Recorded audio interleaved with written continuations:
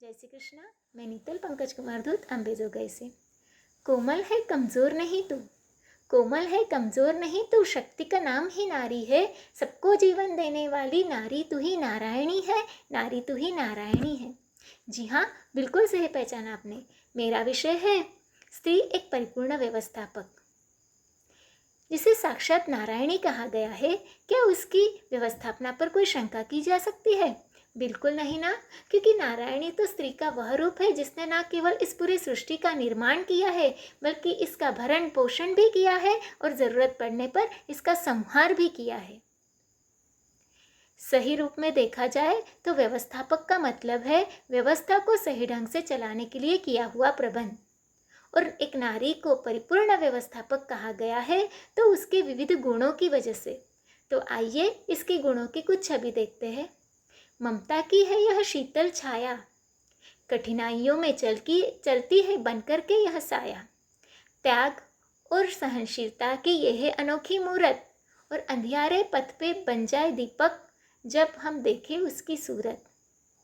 तेज आंधी और तूफानों में बनी है यह विश्वास की आस, तो कभी काली का रूप लेकर इसने दिलाया है अपने शक्ति का एहसास, अपने शक्ति का एहसास।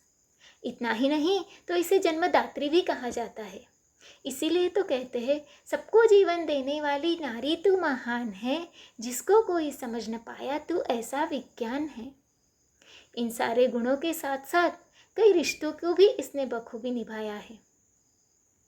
बाबुल की चिड़िया बनकर आंगन को है महकाया, राखी की डोरी बनकर भैया ने है बहना का प्यार पाया। कभी सहेली कभी सखी सभी के साथ में है यह खेली, छोड़ चली जब बाबुल का अंगना तब बाबुल से वह बोली। नई बहू के रूप में जाकर मकान को है घर बनाया, और अर्धांगिनी का रूप पाकर वहाँ पर भी है सारे फर्जों को निभाया। फूल और कलियों से महकाया है, वंश को आगे बढ़ाया है, और परिपूर्ण नारी तभी कहलाई है जब माँ का रूप उसने पाया है, जब माँ का रूप उसने पाया है। ननद, भाभी, देवरानी, चाची, कई नामों के रिश्तों में भरे हैं इसने सुनहरे रंग, और इसके सारे रूपों को देखकर हम सभी रह गए हैं दंग, हम सभी रह गए हैं दंग।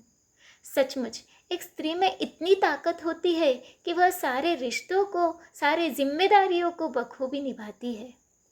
घरेलू कामकाज तो पूरा करती ही है, साथ में अपने बच्चों को भी सही मार्ग पर चलाती है, उनका पालन पोषण करती है, और मर्दों के साथ बाहर निकलकर उनके कंधों को कंधा लगाकर वह हर काम में उसका हाथ बटाती है। इतना ही नहीं तो कई क्षेत्रों में भी आज उसने अपने कामयाबी के झंडे रोए हैं। इतिहास गवाह है, झांसी की रानी ने अपने त्याग और बलिदान से अपना नाम सुवर्ण अक्षरों में इतिहास में लिख दिया है। कल्पना चावला ने अंतरिक्ष में अपना नाम लिख दिया है।